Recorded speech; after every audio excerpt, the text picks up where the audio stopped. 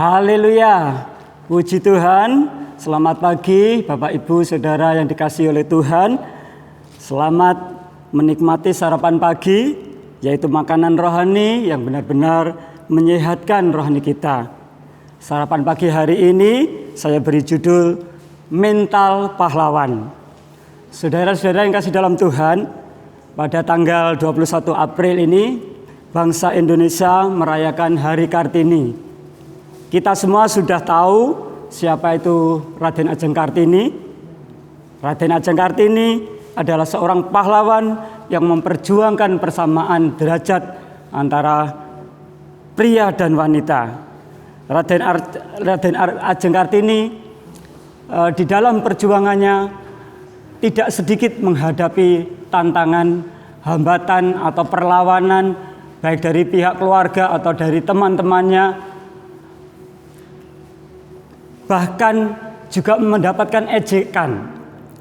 Namun kita melihat Raden Ajeng Kartini tidak menyerah, tidak putus asa dan terus berjuang. Bahkan Raden Ajeng Kartini berani mendobrak tradisi pada zaman itu, di mana pada waktu itu wanita identik ibu rumah tangga, wanita tidak boleh kemana-mana, wanita hanya tinggal di rumah saja dan tidak mendapatkan kesempatan yang sama untuk mendapatkan pendidikan. Saudara, dari sini kita melihat bagaimana semangat ataupun mental kepahlawanan yang dimiliki oleh Raden Ajeng Kartini. Oleh sebab itu, mari kita sebagai umat Tuhan, kita pun juga mau memiliki semangat, memiliki mental kepahlawanan. Mental kepahlawanan antara lain kita memiliki keberanian, tidak mudah menyerah dan memiliki keyakinan yang kuat. Mari Bapak Ibu Saudara yang dikasihi Tuhan, kita akan membaca di dalam Yoel 3 ayat 10. Tempalah mata bajakmu menjadi pedang dan pisau-pisau pemangkasmu menjadi tombak. Baiklah orang yang tidak berdaya berkata, aku ini pahlawan. Saudara-saudara, mengubah mata bajak menjadi pedang dan pisau-pisau pemangkas menjadi tombak jelas menggambarkan suatu keadaan yang perang, bukan pada masa damai. Saudara bisa membayangkan bagaimana jika saudara seorang petani dan sehari-hari berhubungan dengan bajak, pisau, arit, bahkan cangkul. Kemudian tiba-tiba pemerintah meminta saudara untuk berperang karena negara dalam keadaan darurat perang. Pasti sebagai orang awam merasa ngeri, saudara. Bahkan saudara akan mengatakan, aku tidak mampu. Hal ini dialami juga oleh Gideon. Kita akan mempelajari di dalam Hakim-Hakim 6 ayat 12, 15 dan 16. Hakim-Hakim 6 ayat 12. Malaikat Tuhan menampakkan diri kepadanya dan berfirman kepadanya demikian, Tuhan menyertai engkau ya pahlawan yang gagah berani. Ayat 15. Tetapi jawabnya kepadanya, ah Tuhanku, dengan apakah akan kuselamatkan orang Israel? Ketahuilah kaumku adalah yang paling kecil di antara suku Manasye dan aku pun seorang yang paling muda di antara kaum keluargaku. Ayat yang ke-16.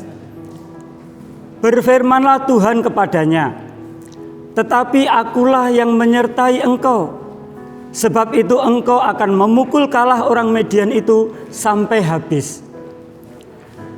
Saudara, ketika malaikat Allah datang kepada Gideon, ia menyapanya dengan sebutan pahlawan. Namun kenyataannya Gideon masih merasa kecil, Gideon masih merasa tidak berdaya.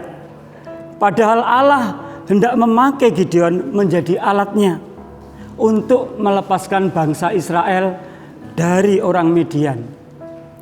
Gideon lupa bahwa Allah pernah menyapanya sebagai pahlawan. Saudara-saudara, hari-hari ini kita juga dihadapkan pada peperangan. Namun peperangan kita bukan melawan darah dan daging.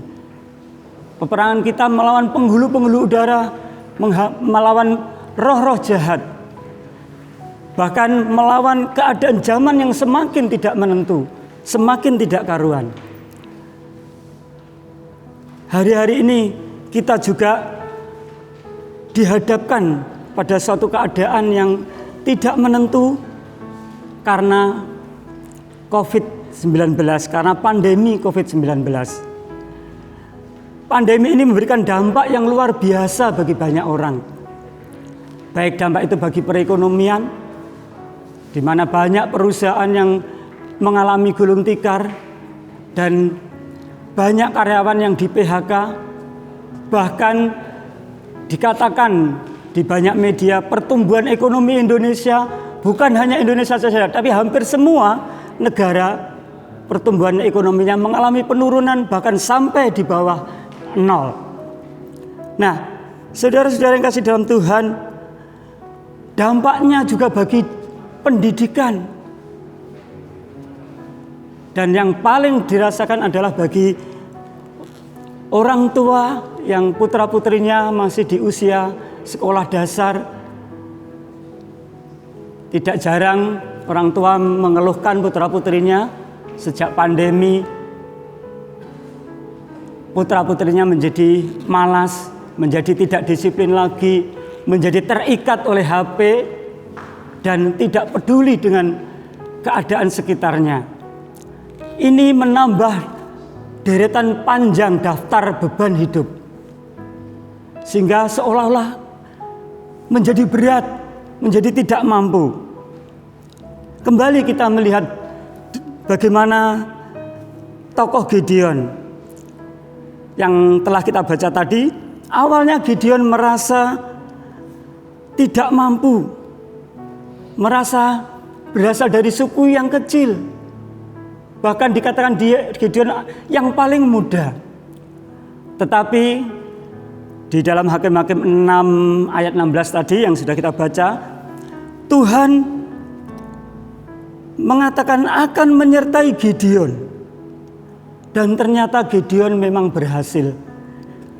Gideon berhasil membawa kemenangan bangsa Israel dari tangan orang Midian.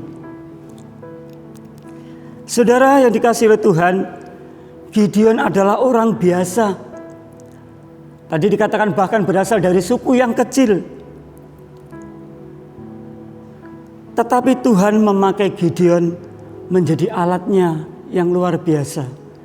Gideon tidak secara otomatis menjadi orang yang luar biasa. Gideon dari manusia yang sama seperti kita, manusia biasa. Tetapi Tuhan mau memakai Gideon. Saudara-saudara yang dikasihi dalam Tuhan, janji Tuhan kepada Gideon tidak hanya berlaku pada waktu itu saja, tetapi juga berlaku bagi kita sekarang ini, bagi kita yang percaya kepada Tuhan. Jika Tuhan menyertai kita, maka tidak ada yang mustahil bagi Dia.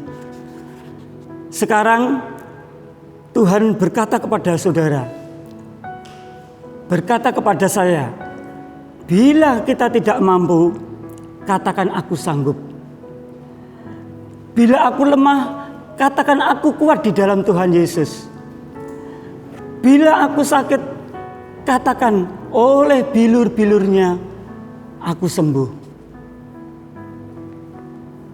Banyak saudara-saudara kita yang mengalami kuasa Tuhan ketika menghadapi sakit penyakit. Ini adalah tantangan. Namun biarlah kita kembali kepada firman Tuhan. Firman Tuhan mengatakan bahwa kita lebih dari pemenang. Mari kita akan melihat di dalam Roma 8 ayat 37, Filipi 4 ayat 13. Ya, dua ayat ini kita baca, tetapi di dalam semuanya itu kita lebih daripada orang-orang yang menang oleh Dia yang mengasihi kita. Filipi 4 ayat 13, segala perkara dapat kutanggung di dalam Dia yang memberi kekuatan kepadaku. Satu ayat lagi, Roma 6 ayat 18, kamu telah dimerdekakan dari dosa dan menjadi hamba kebenaran. Saudara, ayat-ayat yang kita baca ini tadi luar biasa. Ayat ini tadi menunjukkan bahwa kita adalah umat-umat yang luar biasa di dalam Tuhan. Oleh sebab itu, biarlah kita tetapkan hati kita. Kita mau tetap memiliki mental pahlawan, yaitu memiliki keberanian, tidak mudah menyerah, dan memiliki keyakinan yang kuat. Pertanyaannya bagaimana caranya supaya kita memiliki mental pahlawan, supaya kita tetap kuat. Caranya kita harus memiliki cara pandang yang sama dengan cara pandang Allah. Kita memandang diri sendiri sebagaimana Allah memandang hidup kita. Kita sesuaikan cara pandang kita dengan cara pandang Allah. Karena firman Tuhan mengatakan bahwa kita ini adalah orang-orang yang berharga di mata Tuhan. Tadi dikatakan di dalam Roma, kita lebih daripada orang-orang pemenang. Bahkan di dalam Roma 6 ayat 18, kita telah dimerdekakan dari dosa dan menjadi hamba kebenaran, sehingga kita boleh menjadi orang-orang yang menang. Kita tidak perlu khawatir karena kita adalah umat Tuhan yang sudah dimerdekakan dan menjadi hamba kebenaran, maka kita akan menjadi pemenang. Amin. Demikian firman Tuhan, renungan sarapan pagi hari ini. Kiranya menjadikan berkat bagi Bapak Ibu Saudara sekalian. Tuhan Yesus memberkati.